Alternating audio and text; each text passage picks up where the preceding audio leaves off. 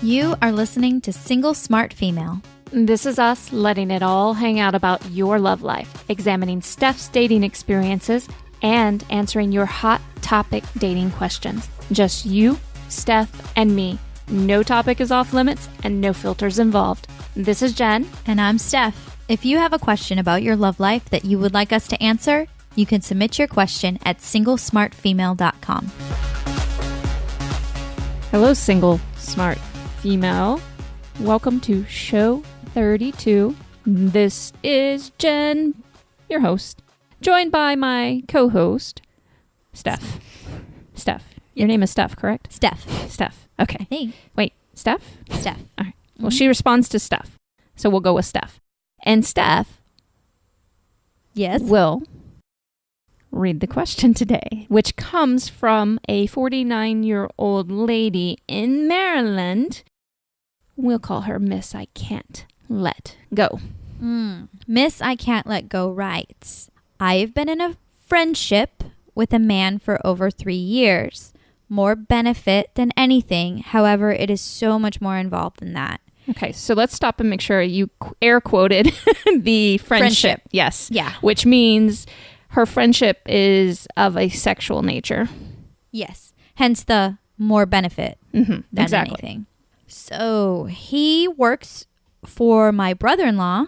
He is 17 years younger than me. I have known him since 2013. I used to work at the same company. We know all of the same people. If anyone found out, including his then girlfriend, now wife of 2 months, for which he hid from me, the marriage part, and my family, it would be devastating. It must end, but I have been trying for years, and neither of us can let go. How can I stop with someone who doesn't belong to me? Some background information. I've been divorced twice, single since 2013, lots of hookups and awful first dates. Always hear that they aren't looking for or aren't ready to date, but then they do. I don't know what to do. Been single for 4, almost 5 years. Never was a dater, even with my second marriage. He was a neighbor and we were a couple. We were just a couple after a couple of days. Okay. Help. Miss I Can't Let Go. First off, I will commend you for submitting this question because it takes a lot of guts, especially if you know how I feel about affairs. And I, again, commend you for bringing this question to us. Now, it is seemingly, on one level, a very easy question to answer. Just stop. But the reality is it's a lot more involved than most women will give credit. So I'm going to jump into this today and help you understand a few pieces of this and give you some suggestions to help you do what you were asking us for, which is to let go of this man.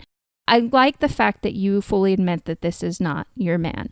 And I want women to know out there, and I'm not necessarily coming down on you, Miss I Can't Let Go, but I want women to understand out there that the first thing that happens when we get involved with somebody who is in an exclusive relationship or in a marriage with somebody else is that we are betraying our womanhood. We are betraying other women. It's not about the man whatsoever. It's kind of a fuck you to all other women. And you're also saying at the same time, you're buying into the notion of male scarcity. The truth is, as you become an adored woman, male scarcity ceases to exist. There are lots of available, amazing, incredible men that will make you not only wet, weak in the knees, weak in the knees, Wet between the knees. wet between the knees. And the numbers, there are no shortage. We, again, buy into this idea of male scarcity. So we buy into the idea that it's okay to betray our womanhood, our sisterhood, in order to be with a man. And it's just not. It's not. I understand that, yes, sometimes it works out for these women, but I will say, and I've said this before, we have no idea what's actually happening behind closed doors for women who end up with that particular man. Because there's always that little voice in her head that says, well, if he did this with me, there's a chance he could do it with somebody else. And there is a legitimate chance that is a real possibility. And then she tries to chokehold him. And if you don't know by now, chokeholding any kind of romantic situation is condemning yourself to romantic misery, okay? Having to confine a man and put him in a cage so that he'll stay with you is no way to live. It is no fun, and it will never yield the results that you think it's going to yield. It's going to affect you one way or another. With that said, why do women do this? Why are women willing to betray their sisterhood in order to have a man? I told you already about the idea of male scarcity. A lot of us buy into it. But underneath all of that, even women who do this to be powerful, who really don't give a shit about our sisterhood, even women who do that, underneath that as well, is a disbelief in our romantic worth. It's our insecurities surfacing and dictating how we lead not only our lives, but our romantic world. You can never buy into your romantic worth and really grow it so long as you engage on this kind of level with a man who is committed to somebody else. And in fact, one of the things that I always encourage women to do when they first meet a man is ask him, are you married? Are you in a relationship? Are you in a relationship? Are you talking to some? How do I usually put it? Steph, I've already forgotten how I usually put it. Are you married? Are you someone's boyfriend? Does someone think that you're their boyfriend? Exactly. And asking these questions eliminates a lot more confusion. And funny enough, a lot of guys are really willing, when you kind of catch them off guard like that, they're really willing to give you that answer. In fact, one time when I was in Mexico, there's this guy I was talking to for weeks. Nothing really happened between us, but we would sit there and hold hands and just talk. And we had this amazing time. And it was this great connection. And I was really, he looked like a Mexican version of Yanni, but I found him so sexy. And he was a drummer, and he was a very profound guy. And he was just really yummy in general. And then one day I just looked at him, and it occurred to me to ask him, I said, do you have a girlfriend? He said, no. I said, do you have a wife? He said, yes. I'm like, well, what shit? So be willing to ask that, ladies. And moving back to the whole, lack of romantic worth, there's a couple things that I need you to consider. So obviously you are what Steph and I would call lovesick for this guy. You have mistaken true love for something in order to kind of patchwork your romantic worth and make you feel better. And it stems from all those crappy encounters you're having. And then, probably the things that have happened in your first and second marriage. And that all boils down to you don't believe that you are worthy of having something that is your very own, and that they are going to love you back the same. And that's obviously based on the experiences that you are having. I get that. But here's the thing.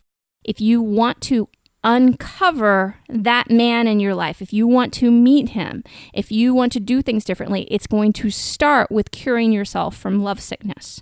And I want you to go to thelovesickcure.com, and that's exactly where I want you to start repairing your romantic worth and disconnecting the attachment you have developed to this man. Because it's not just a mental attachment. It's not just a physical attachment. It's also a biochemical attachment that you have, as well as you're feeding off of him for your romantic worth and for the excitement in your life and for the tenderness.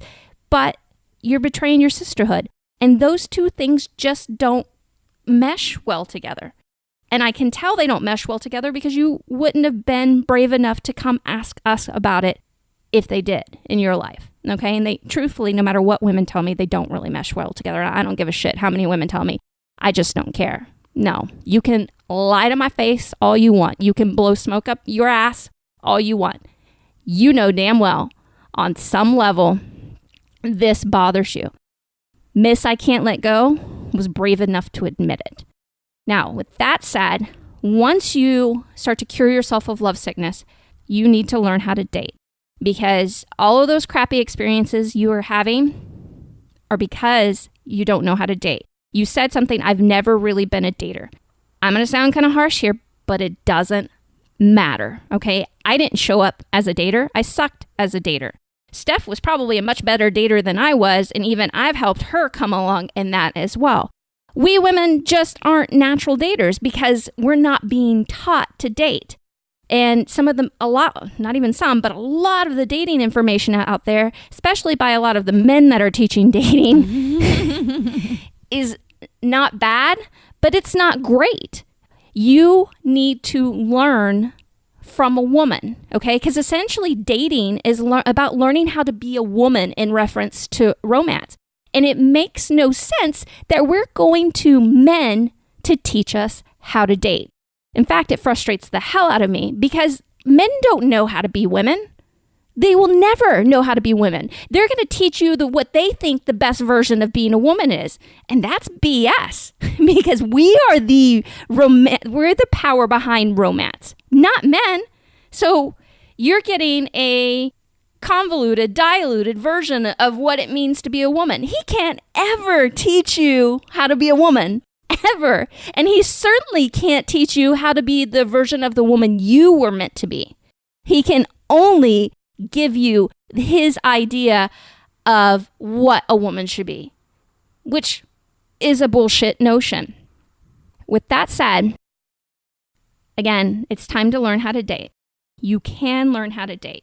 If you're truly interested and committed in learning how to date, Steph and I can help you in our signature program, The Courage Kit. Just go to thecouragekit.com, check it out. If we're open for registration, it's time to register. It's time to put this crappy dating patterns behind you and unleash something magical in your life, because dating is supposed to be fun. It's supposed to be unveiling. Now, I'm not going to say that it's perfect all the time and that you will never fall and skin your knees, but it should not be crappy date after crappy date reinforcing your decision to betray your sisterhood to be with a man that is with somebody else. Okay? thecouragekit.com. Today's show is sponsored by thecouragekit.com. Are you tired of meeting craptastic men, going on craptastic dates, and feeling craptastically inept at dating and love? Let us rework your dating experiences, single lady. Fun, pleasure, and magic included. No experience required. We'll see you at thecouragekit.com. Hey, Lover Girl. In our second segment today, I want to further expand on a topic that we talked about earlier, which is sisterhood in dating. Now, this is a very important topic to me because I believe it's one of the most crucial parts in having a magical romantic life, and it's something that definitely can't be neglected. And anytime a woman comes to work with me, one of the things I always tell her is that you need to make space in your life for not just the men that you're dating or specifically one specific man, but you need to make space for your friends, your family, and yourself. So we're going to talk specifically about those friends and women in general and have a short discussion on sisterhood and dating and what that really looks like. Because I think we women are really failing each other. We're blaming a lot of shit on men. And I'm not saying men don't do some crap ass things. And then in certain cases of misogyny and things like that, that's some really horrific things. But I see women tearing each other apart all the time. And no, we don't all have to be best friends, but we shouldn't be tearing each other down. We should be supporting each other to the best of our ability, or at least, bare minimum, being somebody who's not willing to rip other women apart. And not only do I think it's a breach in our sisterhood when we date men who are technically with other women, and not that I'm not saying that men are not at fault, because I want to make that very clear. Men are just at fault in that.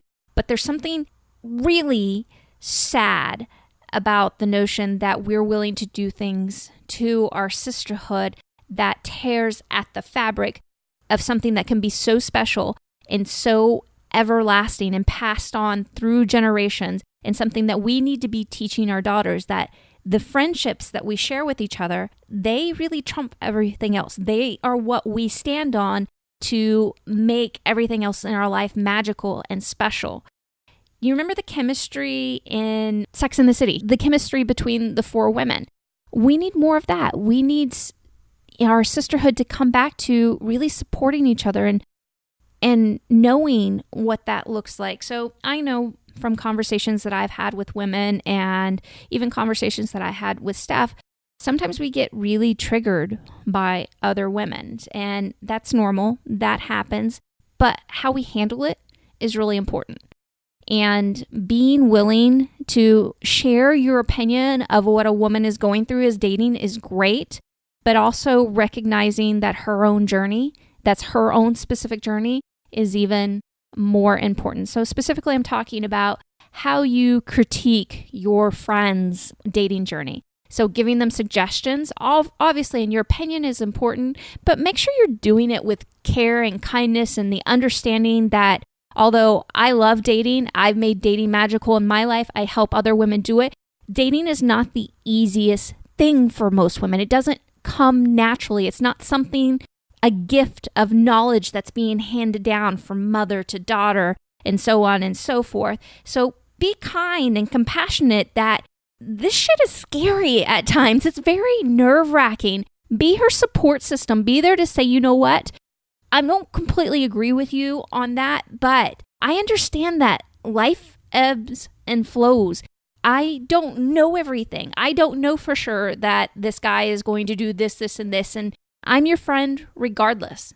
I might want you to go in this direction, but I'm your friend regardless, and I'm your biggest cheerleader, and I believe in you. Yeah, the last thing you want to do, this just like kind of brings me to this point, is when somebody is dealing with a breakup, for instance, and you saw some signs that this might happen, to pull the whole "I told you so" with a friend who is sad and vulnerable and hurting, it's not really the place. I understand that it's always easy to see things from the outside, but you're also missing a lot of information as well. And when you interject something like, "I told you so," or "What did you expect?" Like, he said this, or this was that way. That kind of stuff, it's not encouraging. It's not helpful. It's just hurtful. Sometimes we think that brutal honesty is everything, and we've really come around in society of using what you could probably consider a very masculine approach to dealing with our sisters. And I'm not asking each of you to coddle all of us, because that's not what we need. We do need strength. We do need guidance, but we need to do it with kindness and understand that as females, there is a lot we're doing at one time, especially single women dealing with, taking care of herself, negotiating dating, moving through dating, attempting to find love, to put herself out there, make herself vulnerable, to grow herself in her career, to interact with her family, to interact with friends, and to put all of that together. So I want all of us to be very supportive. I want us to stop ripping each other apart as women and take a step back. Quit being so damn judgmental. Quit casting so many stones and be encouraging. Quit talking shit behind other women's back all the time. Now, I'm not going to say we're all perfect and we don't say a little something here or there, but if that is your go-to in life, first off, you're not my audience. I'll be very, very honest with you. Unless you're willing to try something different, I'm sorry, you're not my audience. I don't want you on my team. I want to be surrounded by women who get it, who understand that individually we might be amazing, but collectively we're fucking unstoppable.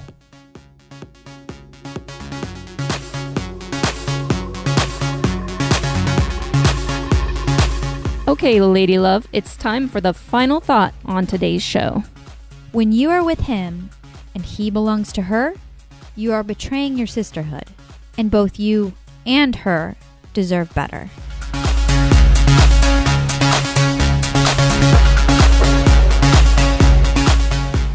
This is Jen. And this is Steph.